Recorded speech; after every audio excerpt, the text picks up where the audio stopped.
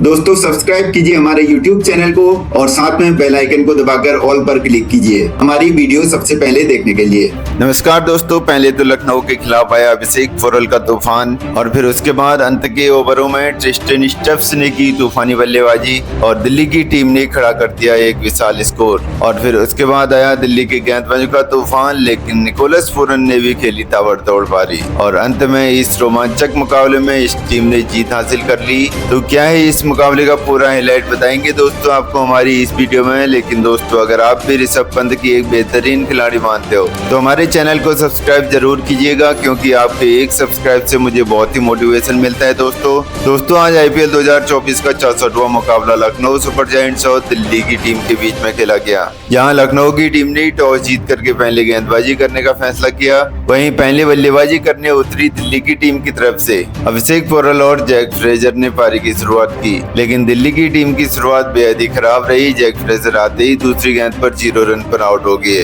और दिल्ली की टीम को 2 रन के स्कोर पर पहला झटका लगता है। फिर उसके बाद अभिषेक पोरल का साथ निभाने शाही हो पाते हैं और इन दोनों बल्लेबाजों ने शानदार पार्टनरशिप करके दिल्ली की टीम के स्कोर को पावर प्ले में 50 रनों के पार पहुंचाया। और फिर उसके बाद इन दोनों बल्लेबाजों ने ताबड़तोड़ अंदाज में बल्लेबाजी करनी शुरू की।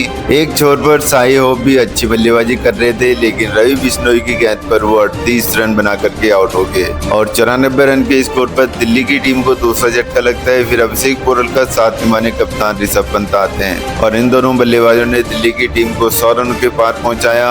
और अब अभिषेक पोरल ने शानदार अर्धशतक जड़ दिया था, लेकिन अर्धशतक जड़ने के बाद वो भी नवीन उलझ के शिकार हो गए और 58 रन बना करके आउट हो गए और 111 रन के स्कोर पर दिल्ली की टीम को तीसरा झटका लगता है। फिर उसके बाद ऋषभ पंत और ट्रिस्टन स्टफ्स के बीच में शानदार पार्टनरशिप होती है और ये दोनों बल्लेबाज आते ही ताबड़तोड़ अंदाज में बल्लेबाजी करके दिल्ली की टीम को 150 रनों के पार पहुंचाते हैं। लेकिन तभी ऋषभ पंत 23 गेंदों पर 33 रन बना करके नवीन उलझ का शिकार हो जाते हैं और 158 रन के स्कोर पर दिल्ली को चौथा झटका लगता है। एक छोर पर ट्रिस्टन स्टफ्स अभी भी ताबड़तोड़ अंदाज में बल्लेबाजी कर रहे थे और उनका साथ निभाने अक्षर पटेल आते हैं और अक्षर पटेल अंत तक उनका साथ निभाते दिल्ली की टीम को 20 ओवर तक 208 रन 4 विकेट के नुकसान तक पहुंचाते हैं। और अंत के ओवर में ट्रिस्टन स्टफ्स 25 गेंदों पर 57 रन बना करके ताबड़तोड़ पारी खेलते हैं, जिसमें वो 3 चौके और 4 छक्के लगाते हैं और लखनऊ की टीम की तरफ से नवीन उलझ ने सबसे ज्यादा 2 विकेट चटकाए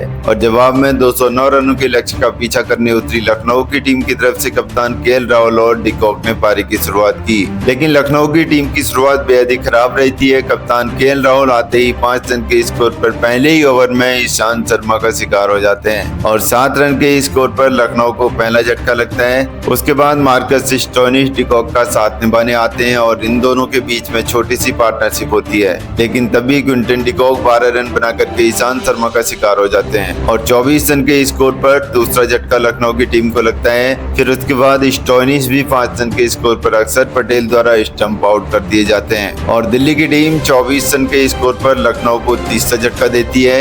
उसके बाद दीपक हुड्डा निकोलस पूरन का साथ निभाने आते हैं, लेकिन निकोलस पूरन आते ही शुरुआत की 5 गेंदों पर 20 रन ठोक डालते हैं। लेकिन दूसरे छोर पर ईशांत शर्मा दीपक हुड्डा को 0 रन के स्कोर पर आउट कर देते हैं और 44 रन के स्कोर पर दिल्ली की टीम लखनऊ का चौथा विकेट गिराने में सफल रहती है। फिर उसके बाद निकोलस पूरन का साथ निभाने आयुष बदोनी आते हैं, लेकिन निकोलस पूरन रुकने का नाम नहीं ले रहे थे और चौकों छक्कों में डील कर रहे थे। दूसरे छोर पर आयुष बदोनी भी 6 रन बना करके ट्रिस्टन स्टफ्स का शिकार हो जाते हैं और 71 रन के स्कोर पर दिल्ली की टीम लखनऊ का 5वां विकेट चटका लेती है। और फिर उसके बाद कृणाल पांड्या निकोलस पूरन का साथ निभाने आते हैं। निकोलस पूरन ताबड़तोड़ अंदाज में बल्लेबाजी करते हुए 19 गेंदों पर अपना ताबड़तोड़ अर्धशतक जड़ बैठते हैं और दूसरे छोर पर कृणाल पांड्या धीमी बल्लेबाजी कर रहे थे, लेकिन निकोलस पूरन भी 61 रन बना करके मुकेश कुमार का शिकार हो गए और 101 रन के स्कोर पर लखनऊ की टीम को उनकी पारी का छठा झटका लग जाता है। उसके बाद कृणाल पांड्या का साथ निभाने अरशद खान आते हैं। अरशद खान आते ही शानदार बाउंड्री लगा रहे थे, लेकिन तभी कृणाल पांड्या अभी कुलदीप यादव का शिकार हो जाते हैं और 18 रन बना करके आउट हो गए और 134 रन के स्कोर पर लखनऊ की टीम को 7वां झटका लगता है। लेकिन अरशद खान एक छोर पर काफी ताबड़तोड़ अंदाज में बल्लेबाजी कर रहे थे और युद्धवीर सिंह उनका साथ भी अच्छे से निभा रहे थे और यह भी काफी अच्छी बल्लेबाजी कर रहे थे और एक छक्का और एक चौका इन्होंने आते ही लगा दिया था।